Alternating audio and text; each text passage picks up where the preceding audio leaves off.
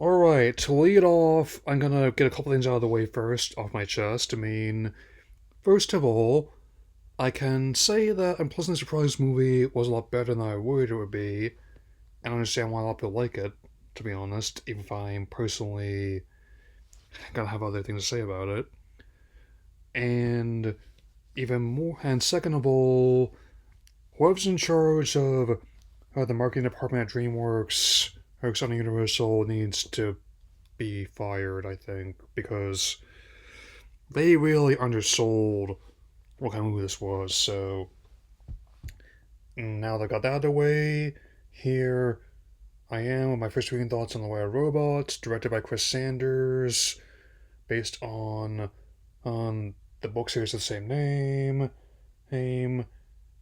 and among many others, stars the voice of Lupita Nyong'o in the title role, as well as Pedro Pascal, Bill Nighy, and Catherine O'Hara. So let's begin. So, the main plot combines elements of the first two books in the hooks in the franchise, is with the in development sequel for 2027, likely pulling more from the second book onward. In which a robot known primarily as Ross, voiced by Lupita Nyong'o, who is the lone survivor of a shipwreck on route to a delivery. He, he so, but through in her own way, she adapts the environment that she finds herself in, helping the animals around it. And let me it definitely. The more I looked into it, I made sure to read both the first couple books at least before I watched this, and it definitely, despite all the ads focusing on the wackier aspects, like the whole like her getting skunked, but since she's a robot, she ends up skunking them right back.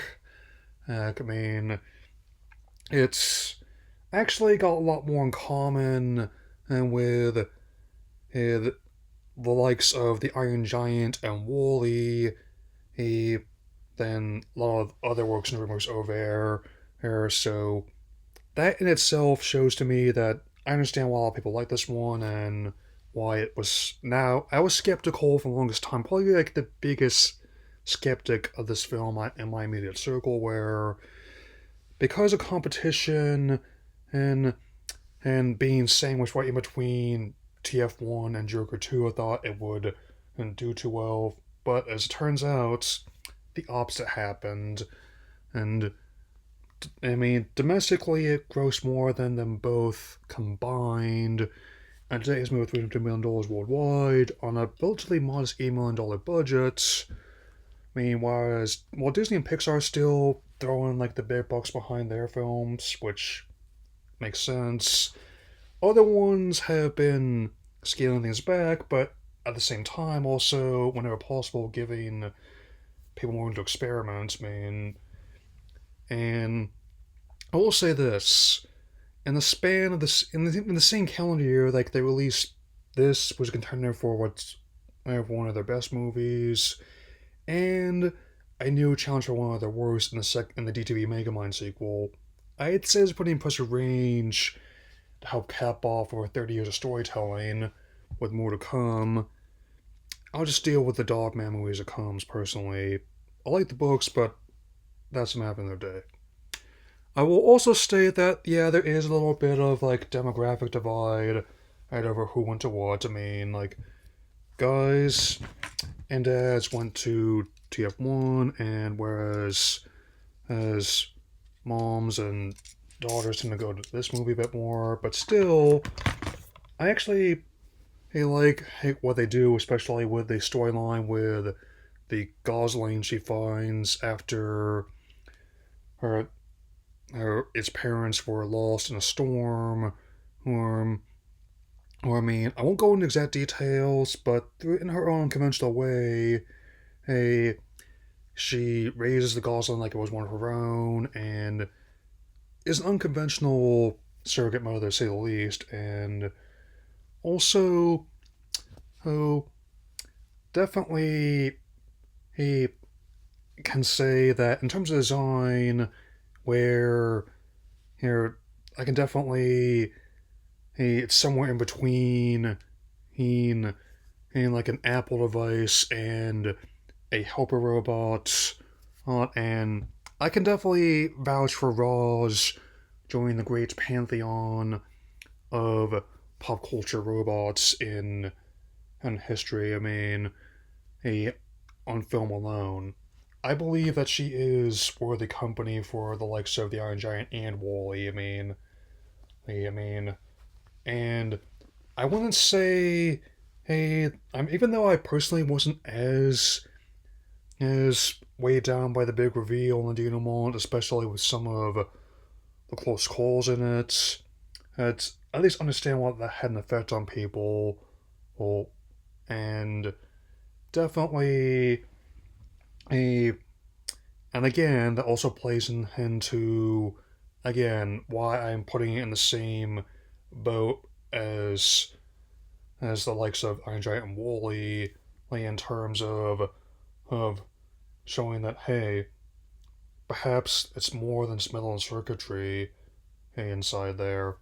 Perhaps it can have a heart in a way you don't always expect. Admittedly, some events play out a bit differently than in the book, where we have an elderly, like the elderly goose storyline, where Hein is not exactly the same. Where even though in the book he wasn't able to contribute much to the Gosling, who later gains the name Bright Bill, he'll being raised.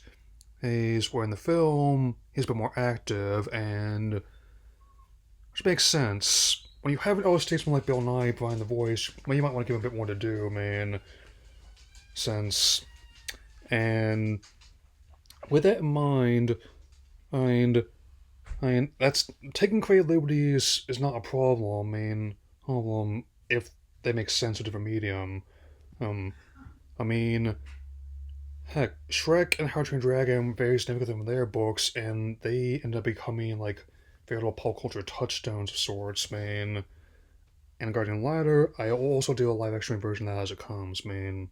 I mean, I think it looks fine, but I got other stuff off on my mind.